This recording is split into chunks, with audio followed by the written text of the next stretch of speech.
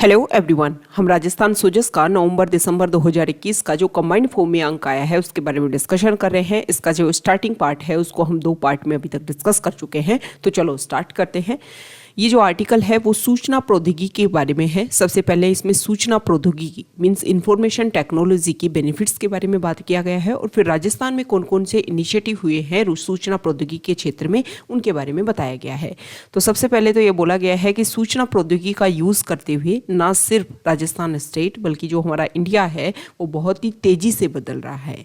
हम बहुत ही कम समय में इसका इतना ज़्यादा हमने यूज़ किया है कि हम वर्चुअली रूप में एक दूसरे तक बहुत ही इजीली हो गया है पहुंचना। शासन और प्रशासन में भी ई गवर्नेंस के माध्यम से आमजन को जो सुविधाएं प्राप्त हुई है उससे सरकारी और गैर सरकारी कार्यों को बहुत ज़्यादा गति मिली है। तो अगर सूचना प्रौद्योगिकी के प्रॉफिट्स की बात आए तो आप ये प्रॉफिट्स उसमें लिख सकते हो डायरेक्ट। दूसरा अगर हम बात करें तो इसमें बोला गया है कि सूचना प्रौद्योगिकी की जो लहर है वो हमारे पूर्व प्रधानमंत्री स्वर्गीय राजीव गांधी द्वारा चलाई गई थी और प्रेजेंट टाइम में ना सिर्फ हमारा स्टेट बल्कि जो हमारा कंट्री है वो सूचना प्रौद्योगिकी का ज़्यादा से ज़्यादा उपयोग कर रहा है।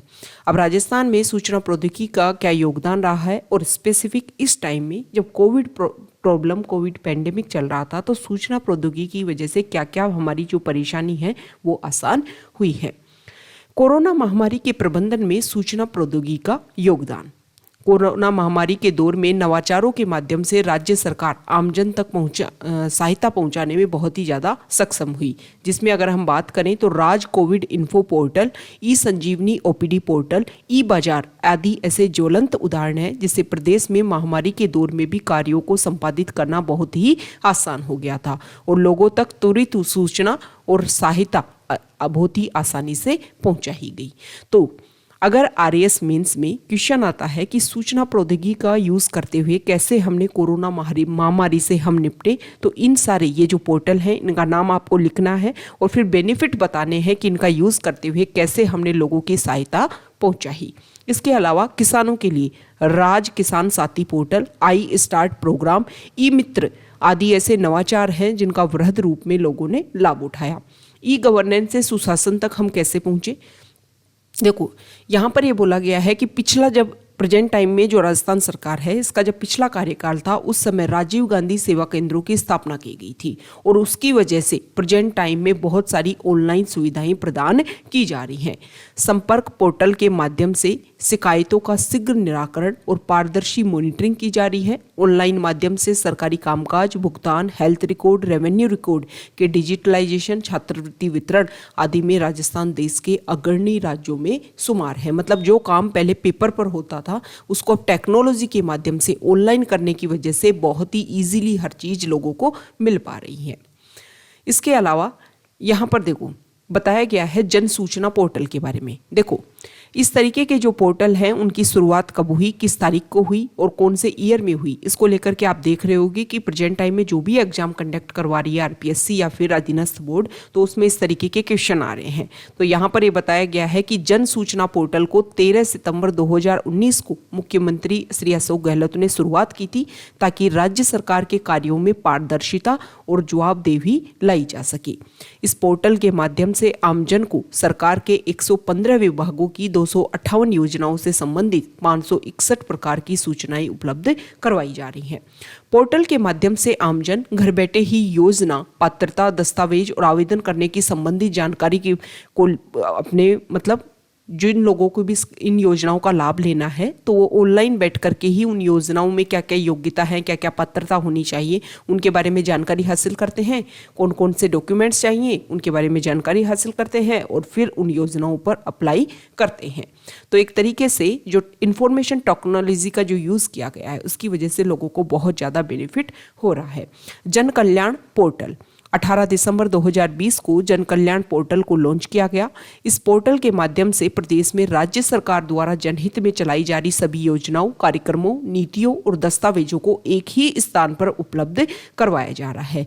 इससे ज़्यादा से ज़्यादा जो आमजन है उन तक राज्य सरकार की योजनाओं की जानकारी मिल रही है और वो अपनी पात्रता के अनुसार योजनाओं का लाभ प्राप्त कर रहे हैं। चिरंजीवी पोर्टल राज्य सरकार द्वारा 1 मई 2021 से शुरू की गई मुख्यमंत्री चिरंजीवी स्वास्थ्य बीमा योजना की संपूर्ण जानकारी उपलब्ध कराने के लिए चिरंजीवी पोर्टल को लॉन्च किया गया है। इस पोर्टल पर ये जो स्कीम है, बीमा स्कीम, इसके तहत जो भी प्राइवेट अस्पताल जुड़े हुए हैं, रजिस्टर्ड परिवार, कितने लोगों को लाभ मिल चुका है, उन सभी की जानकारी इस पोर्टल पर शेयर की गई है। सामाजिक सुरक्षा और छात्रवृत्ति संबंधी जानकारी, इसको लेकर के एक वेबसाइट लॉन्च की गई है और इसमें जो भी आपको छात्रवृत्ति मिलती है या फिर सामाजिक सुरक्षा जो भी पेंशन मिलती है, उन सभी के बारे में एक जगह बताया गया है कि यहाँ जाकर के आप अपनी जिन भी स्कीम के लिए, जिन भी छात्रवृत्ति स्कॉलरशिप के लिए, जिन भी पेंशन के लिए आप अवेलेबल हो, तो वहाँ जाकर के आप अपने फॉर्म फिल कर सकते हो। महिला एवं बाल कल्याण योजनाएं, महिलाओं और बालिकाओं को सशक्त बनाने के लिए और आर्थिक सहयोग देने के लिए भी कई योजनाएं शुरू की गई हैं और उनकी पूरी जानकारी इस वेबसाइट पर उपलब्ध है।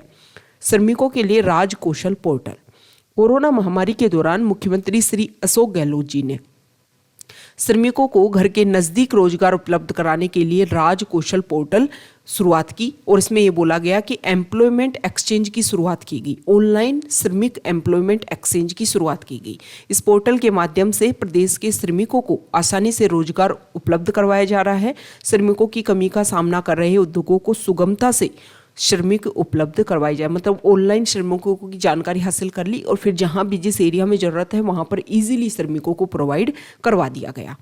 किसानों के लिए राज्य किसान साथी पोर्टल, तो राज्य सरकार द्वारा प्रदेश के किसानों की सुविधा के लिए राज्य किसान साथी पोर्टल की शुरुआत की गई है। इस पोर्टल के माध्यम से आवेदन से लेकर किसानों के खातों में अनुदान का भुगतान करने की प्रक्रिया भी ऑनलाइन कर दी गई है। तो ये बहुत सारी सुविधाएं जो हैं वो इंफॉर्मेशन टेक्नोलॉजी की वजह से हमें प्रोवाइड हो पा रही हैं।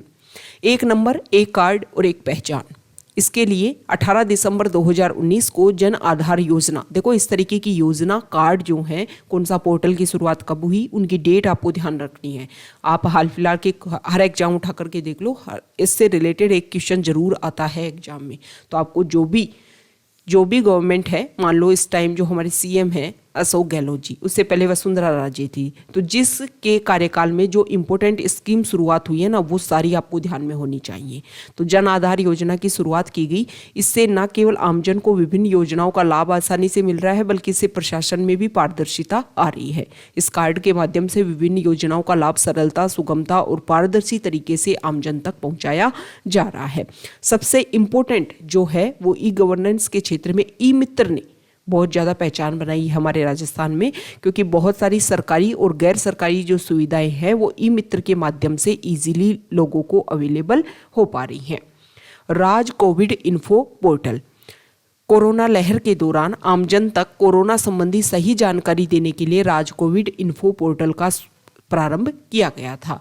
इसमें क्या किया गया है कि आपको जो भी हॉस्पिटल में बेड की अवेलेबिलिटी, ऑक्सीजन की अवेलेबिलिटी, आईसीयू जो सेंटर उनकी अवेलेबिलिटी, वेंटिलेटर की अवेलेबिलिटी, ये सारी यहाँ पर इस पोर्टल पे इजीली आपको हर इन्फॉर्मेशन मिल जाती है।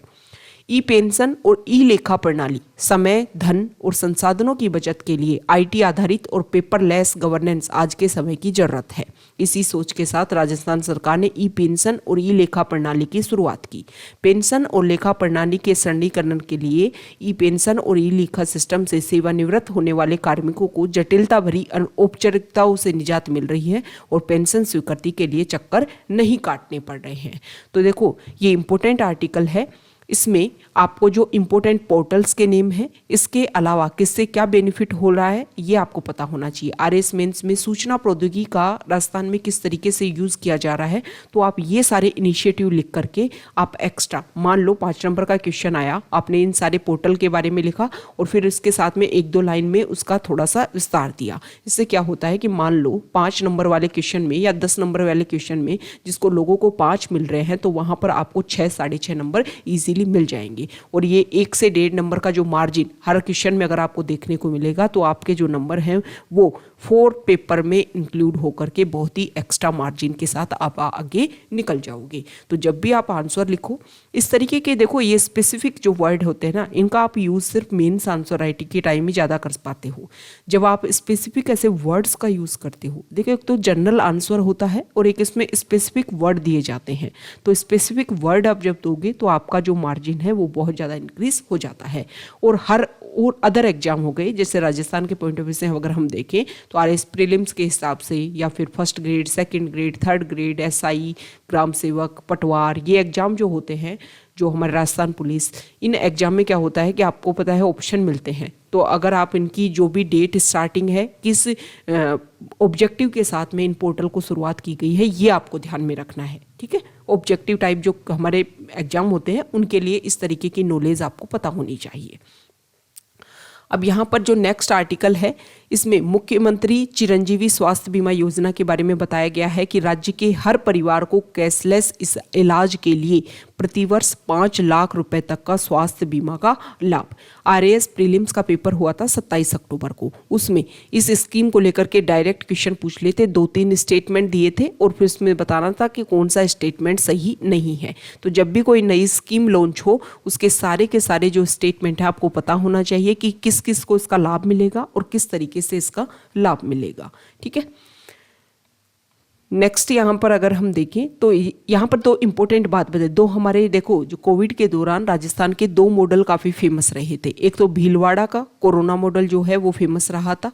दूसरा अगर हम बात करें तो जयपुर का रामगंज मॉडल जो था वो भी फेमस रहा था कि किस तरीके से कोरोना को एक तरीके से मतलब उसको कैप्चर करने के लिए, उसको ख़त्म करने के लिए इन मॉडल की शुरुआत की गई थी कि सब जगह कर्फ्यू लगा करके लोगों को आइसोलेशन, ज़्यादा से ज़्यादा आइसोलेट रख करके कोविड के जो केसेज हैं उनको बढ़ने से रोका जा रहा था। तो ये 2 मॉडल जो है वो आपको ध्यान में रखने हैं। जब भी क्वेश्चन आए कि राजस्थान में कोरोना से निपटने के लिए क्या हमने प्रयास किए, तो आप इन 2 मॉडल का नाम लिख सकते हो, भीलवाड़ा का मॉडल और राजस्थान का जयपुर का रामगंज मॉडल। ओके, तो ये हमने इंपॉर्टेंट जो आर्टिकल है उनके बारे में देखा। जो नेक्स्ट पार्ट बचा हुआ है उसको हम नेक्स्ट वीडियो में कवर करेंगे। अगर आप यहाँ तक आए हैं और वीडियो आपको अच्छा लगा है तो प्लीज़ वीडियो को लाइक कीजिए, शेयर कीजिए और चैनल को सब्सक्राइब कीजिए। आप हमारे चैनल पर जाकर के एक बार व्यू कर सकते हैं, वहाँ पर हम राजस्थान का कंटेंट प्रोवाइड कराने की कोशिश कर रहे हैं हिंदी और इंग्लिश मीडियम दोनों में। अगर आपको पसंद आए तो प्लीज़ चैनल को सब्सक्राइब कीजिए। Okay, thank you.